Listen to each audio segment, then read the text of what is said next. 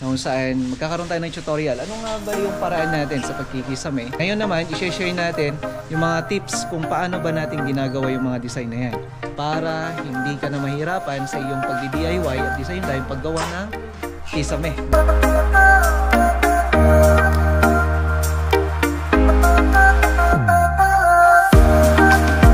Okay, welcome back sa ating panibagong vlog mga kamusta, no? So nandito tayo ngayon sa ating proyekto dito sa Lamot Ifugao Project para sa isang gagawin nating video kung saan magkakaroon tayo ng tutorial. Ano nga ba yung paraan natin sa pagkikisame at paglalagay natin ng cove ceiling at the same time may mga design kung saan meron tayong tinatawag na double drop at saka may cove with groove mga kamusta, no? Paano nga ba natin siya ginagawa? Dito dati inalam natin kung paano kung ano yung mga materyales na kakailanganin natin sa pagkikisame. Ngayon naman i-share natin yung mga tips kung paano ba natin ginagawa yung mga design na yan. Paano nga ba yung proseso natin para hindi ka na mahirapan sa iyong pagdi-DIY at the same time paggawa ng kisame ng iyong bahay. So pwede mo nang gawin to gamit tong video na to o kaya naman basihan mo tong video na to mga kamusta ng maaaring kakapulutan ng diskarte at pamamaraan. Tara! Part na to, ayan halos patapos na yung kisame natin dito, pero dapat syempre may lalagay muna natin yung PVC ceiling. So hinuhuli talaga natin yung paglalagay ng PVC panel, gawa nga nung iniiwasan natin tong marumihan, madisgrasya. Ibig sabihin ng madisgrasya, posibleng magasgas. So, double drop with cove. Yan yung disenyo na ginagawa natin dito.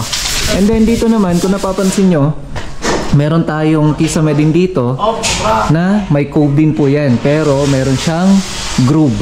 Yan yung sinasabi ko na naka-groove. Diba? So, iba yung dating po niyan, lalo na pag na-finish. Pero yun nga lang, eto, wala siyang cove. So, dito lang yung may cove mga kamusta, no? So, yung cove kasi na tinatawag natin, meron siyang strip light na ilaw na magre-reflect dun sa may pinaka high ceiling natin. So yun lamang po yung kaibahan ng ganyang design nyo, no? So dito meron siyang ilaw na magre-reflect sa high ceiling. Meron din dito, meron din. Kasi ito living area yan. So ang ginawa ko dyan, para maiba yung design nyo natin dito sa may pinaka dining area, sineperate natin yung design nyo para sa living area. Kung napapansin nyo, may enough space lang para sa living area. Kasi nga, kung napapansin nyo dito, may mga doors na kasi tayo dito. May doors dyan, may doors dyan. So, ibig sabihin, hindi na natin pwedeng expand yung living area na papunta dito.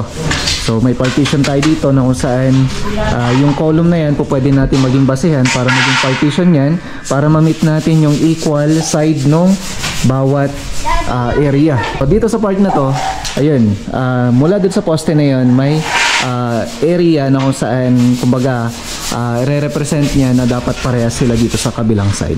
Kaya nga po, yung paggagawa ng disenyo natin, minsan kinukuha natin yung part na lalagyan. Dapat pag-aralan din natin.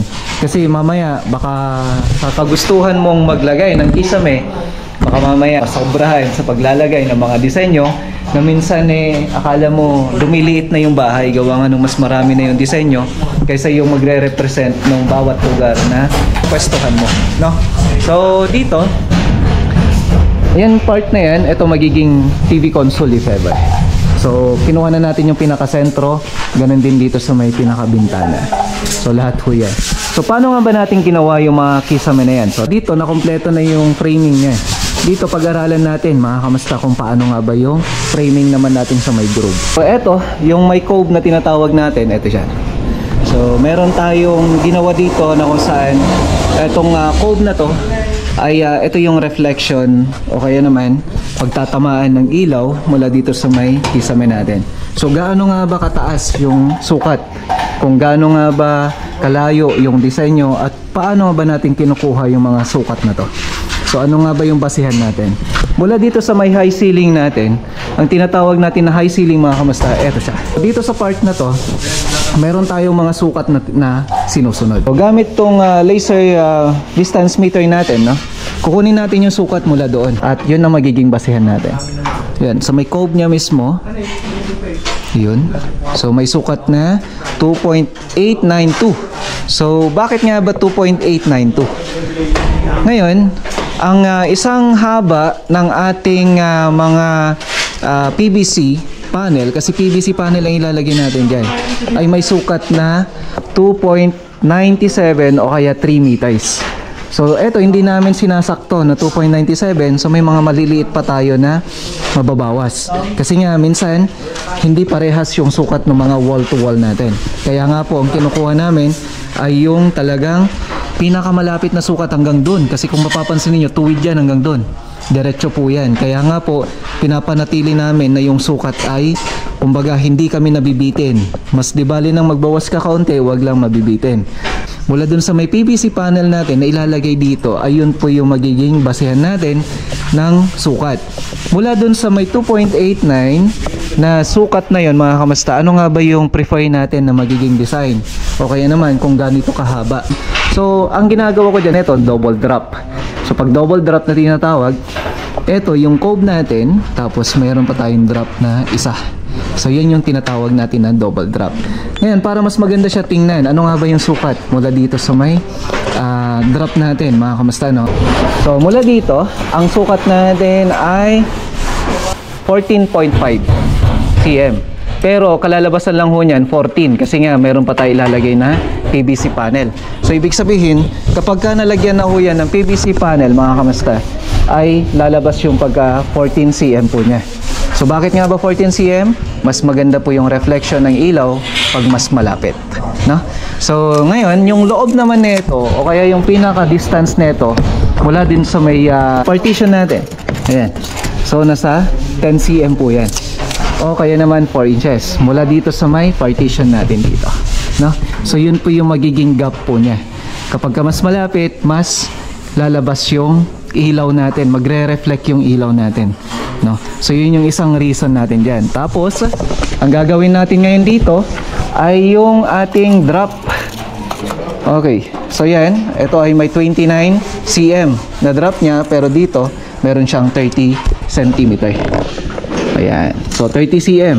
So, bali minsan ginagawa talaga namin diyan, mas maliit yung nandito sa taas, mas malapad yung nasa baba. So yan yung magiging sukat natin.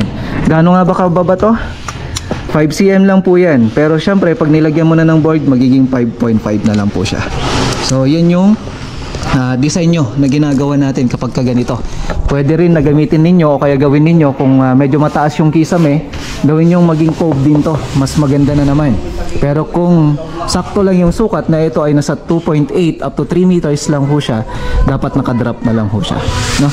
So yung framing natin dito, ito nakaabang na ho siya para dun sa yung ilalagay natin na PVC panel. So wall angle lang ho yan. Yan po yung ginamit natin dyan para may kapit natin, no? So yung paraan natin ng paglalagay ng mga ganitong design nyo, simple lang ho yan. Framing natin dumiretso hanggang dito. Yan. Tapos nakakapit sa ating mga nilalagay na carrying channel, mga kamusta, ay dapat yan nakasuporta. Yung baba, ayan, meron tayong mga framings. May framings din po tayo dyan para diretso po yan. Ayan, no? So may mga nakalagay tayong mga metal paring, mga kamusta. So wala kang makikita dyan na parang, uy, parang ito nilagay lang sa ganito. Ito suportado lahat, mga kamusta, no? Kaya kung napapansin niyo, metal paring, lahat po yan, nakalak po yan lahat. Kaya nga po, sa paglalagay ng design nyo, hindi po pwede na sabihin mo na, o ilalagay ko lang to, ilalagay ko lang to. Ayan, no? So nilalagyan din natin yung panibagong wall angle sa mga gilid-gilid natin. Okay? Paano na ba natin ginagawa ang group type na design? So, gaya nung ginawa natin sa kabila, halos tuwid lang po kayo ito. Halos magkalinya lang. Parehas na may cove, parehas na malalagyan ng PVC panel yung ibabaw niya. So, yung group naman, napakadali lang ho nito. Yan. So, pagka-group naman, ayan, kaparehas lang ho yan. Naglalagay tayo ng metal paring dyan, metal paring dito, wall angle, tapos dire-diretso na ho yan na may mga frames. Nakakapit dito sa may carrying channel natin. So, supportado ho lahat yan. So, yung group natin dito, sukatin natin. May lapad to na, ayan, 16 cm. Tapos dito sa loob niya, ayan, naka 13.5 cm. Tapos dito naman, ay nasa 28 cm. So, mas maliit yung group natin dito or yung drop natin dito compare dito sa may side niya para magkaroon ng o kaya magkaparehas yung tama natin hanggang dun sa kabila. Okay? So yun yung mga ginagawa natin. Ang purpose ng group natin, o pwedeng paglagyan ng pin light o kaya naman sabihin na natin na disenyo ng ating ginagawang kisame. Okay? So yan yung mga ginagawa natin. So kung titingnan natin yung ibabaw, tingnan nyo naman, oh, tuwid yan hanggang dun. Diretso po yan. So yung paglalagay ng carrying channel para dun sa may kapit nyo o kaya naman hanger natin, dapat po yan, nakatuwid po yan, dire-diretso. Okay? Subukan lang natin. No? Metal paring to metal paring.